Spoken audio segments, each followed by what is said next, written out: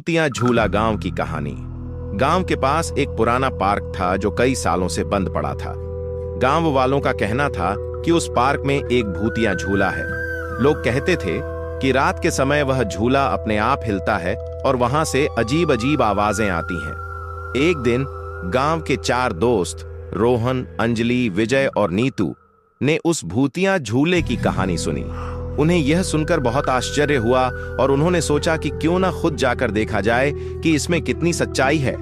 एक रात वे चारों उस पार्क में जाने का निर्णय करते हैं। अंधेरा छा चुका था और चारों दोस्तों के हाथ में टॉर्च थी।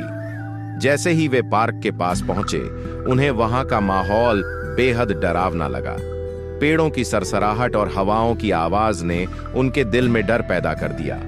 वे धीरे धीरे पार्क के अंदर गए और वहां के पुराने झूले को देखा। आश्चर्य की बात यह थी कि झूला सच में अपने आप हिल रहा था।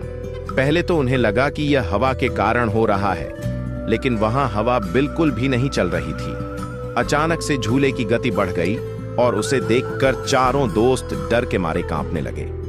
तभी रोहन की टॉर्च की रोशनी झूले के पास खड़ी एक धुंधली आकृति पर पड़ी। वह आकृति धीरे धीरे स्पष्ट होने लगी। यह एक लड़की की आत्मा थी जिसके चेहरे पर भयानक मुस्कान थी। उसने धीरे धीरे अपनी आंखें खोलीं और रोहन की ओर देखा।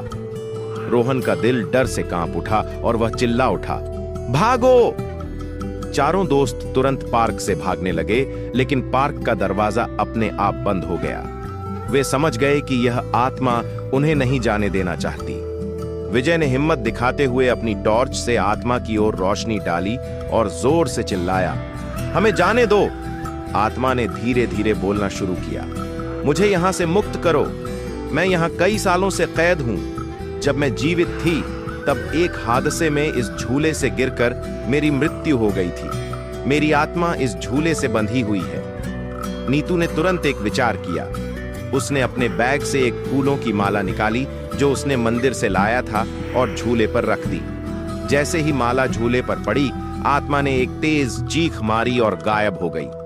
दरवाजा अपने आप खुल गया और चारों दोस्तों ने राहत की सांस ली। अगले दिन गांव के लोग उस पार्क में आए और देखा कि झूला अब सामान्य रूप से खड़ा था। वहां कोई अजीब गतिविधि नहीं हो रही थी। गांव के पंडित ने बताया कि आत्मा अब मुक्त हो चुकी है और अब वह पार्क सुरक्षित है।